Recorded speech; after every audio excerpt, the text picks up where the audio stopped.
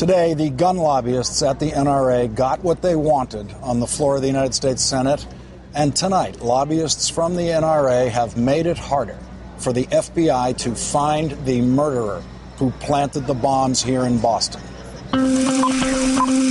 The investigation into Monday's bombing in Boston intensifies. There's a lot of information flying around right now. We've heard conflicting information. Various media accounts right now as to whether or not someone is in custody. A suspect is about to be arrested. I've just been told that an arrest has been made. We are just not comfortable at this hour reporting that. Several law enforcement sources tell us that has not happened. All of our sources say no arrest. On the record, there's been no arrest in the Boston bombings case. Here is what we actually know. Investigators have identified solid leads from video evidence. Investigators have obtained video. Surveillance video specifically from a department store. Of a person placing a black bag down near the scene of the blast. At the same time, as you've heard, they're piecing together the bomb parts. It's a very promising lead. They're tracking where they were purchased. The investigation is accelerating pretty rapidly. What happened to us the other day will not cow us. It will not change us. What happened the other day was not just an attack against Boston. It was an attack against all of us.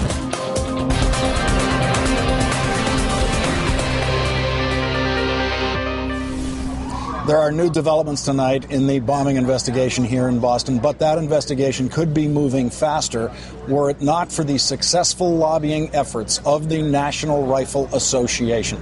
The NRA's effort to guarantee that American mass murderers are the best equipped mass murderers in the world is not limited to murderers who use assault weapons and high-capacity magazines. The NRA is also in the business of helping bombers get away with their crimes. Gunpowder could be traced by investigators to a buyer at the point of sale if gunpowder contained a tagant, an element that would enable tracing of the purchase of gunpowder. But thanks to the National Rifle Association, identification tagans are required by law only in plastic explosives. The NRA has successfully blocked any requirements for such tagans in gunpowder, so such supremely helpful evidence as tagans are not available to the FBI in this investigation. The FBI tells NBC News it is following some promising leads, one in particular, video and images collected by authorities showing someone carrying a heavy backpack or duffel bag and placing it at the spot where the second bomb went off.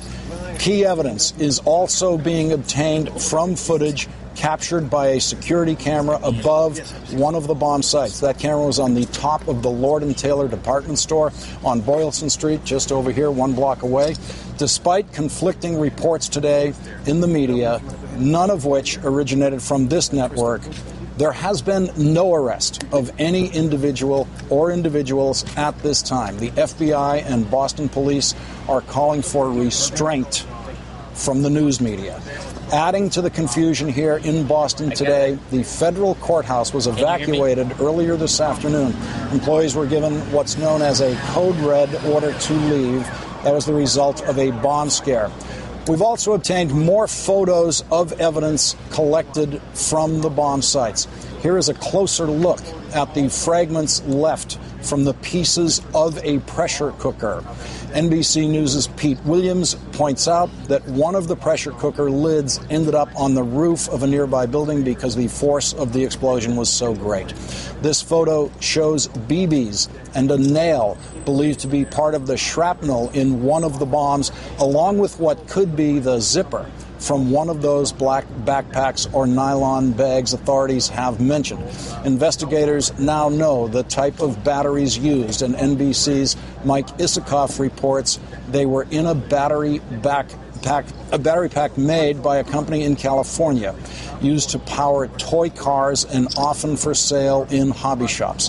Officials have opened up more of the area around the crime scene, focusing their investigation now primarily on those two explosion points and the stretch of Boylston Street in between them. I'm joined now by Massachusetts Governor Deval Patrick. Governor, thanks for joining us tonight. Nice to see you live. Governor, I'd like you to tell the story, because I don't think enough people have heard of how you found out about these explosions. I heard you explain this on a local interview, but tell us how you found out. I had been out at the at the finish line, crowning the men's and women's winners earlier in the day, and I had finished up, I don't know, 1 o'clock or something like that. And You'd done your governor duty for the day. Governor duties. I had an unusually empty afternoon, and I did some errands, and I went to work out, and I was driving home.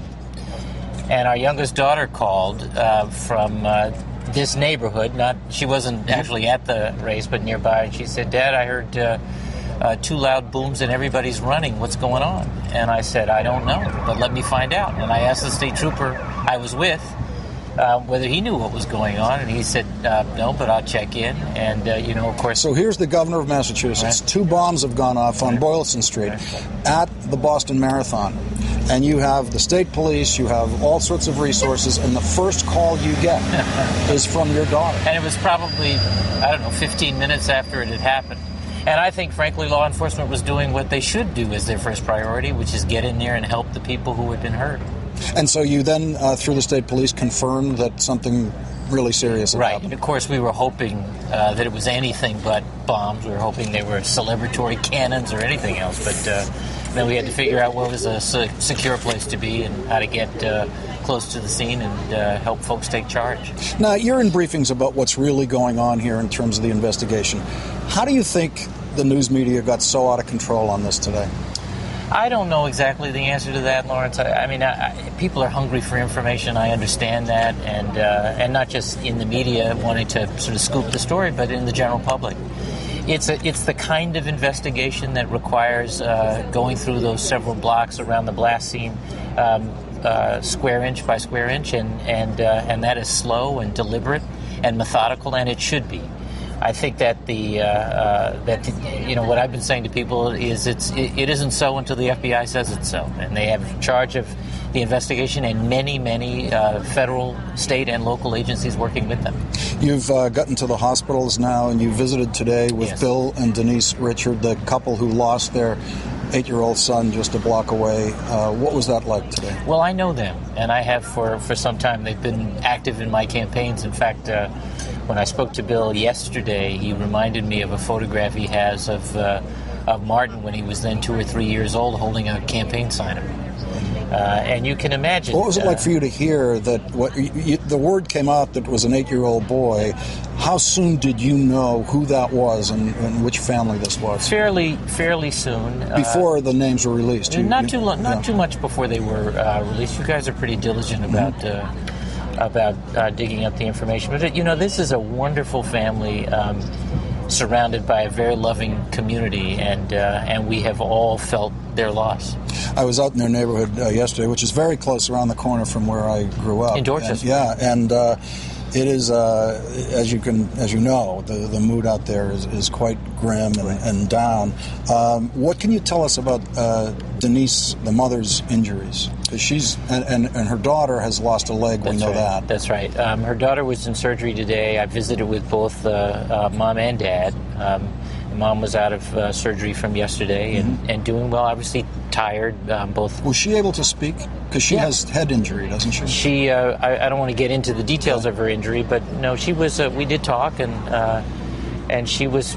She's feeling all those layers of emotion, both the sense of loss and the importance of rallying for Henry and Jane and for Bill and for herself. Do they have a sense of how the country, not just Boston, feels about their loss in particular? There's always something really interesting, a special feeling that goes to the youngest victim. I think they have a very, very clear sense of how Martin in particular, but the family generally, has become a symbol for what has happened and a kind of a touch point for all of our grief.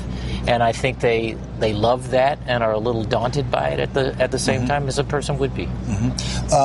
The president is coming tomorrow. Yes. Have you had a chance to talk to him about coming to Boston tomorrow? I talked to him I think yesterday morning. The days are blurring a little bit. His was one of the first calls, actually, after the explosion and explosions. And he's put every law enforcement resource at the federal level at our disposal, and that's been a big help. And I appreciate that he's coming to comfort us, really. I know he and the First Lady want to visit hospitals, but there's some concern about how disruptive that might be with a presidential security and motorcade. Right. The president is very self-aware of that. I mean, he loves being with people, and I think he understands that there's a different kind of comfort you can give when you can actually touch someone and look them directly in the eye rather than due respect through a TV camera. But also, as I say, sensitive to what the movement of a president does to a town. So they were sorting that out this afternoon. I actually don't know where that was all at. Governor, what happened at 5 o'clock today? You were scheduled to be in a briefing, a news briefing with the FBI, the routine briefing that's occurred every day. Right. That was canceled. Why? Well, I don't know all the reasons. I mean, the biggest issue in the late afternoon was the evacuation of the federal building where the offices are, and that was disruptive to everybody. I don't know whether by 5 o'clock they were back in the building, but that kind of made a mess of the day and the work. Their first focus is the investigation, and every minute they aren't spending on the investigation is time away from getting to the bottom of it. So I think everybody recognizes how hungry folks are for information, and I think it's even if they show up and say we can't comment on those details, and I think we'll probably see more briefings from them going forward. But I think people should also be prepared for lots of those briefings where they can't answer all the questions people have yet because either they don't have them or it's not the right time to reveal information that might compromise the investigation itself. Governor Deval Patrick, thank you very much for joining us. Thanks for being here. I hope is your final duty of the night. Thank you very much, Governor. Coming up, investigators believe they have a suspect. We'll have the latest details on the investigation, and later you will hear President Obama's angry reaction to the votes in the Senate today on massacre control, including his reply to Rand Paul's insult to the families of Sandy Hook Elementary School. And the mother of the 9-year-old girl who was killed in the massacre that wounded Gabby Giffords will join me. Her daughter would be alive today if high-capacity magazines were illegal in this country.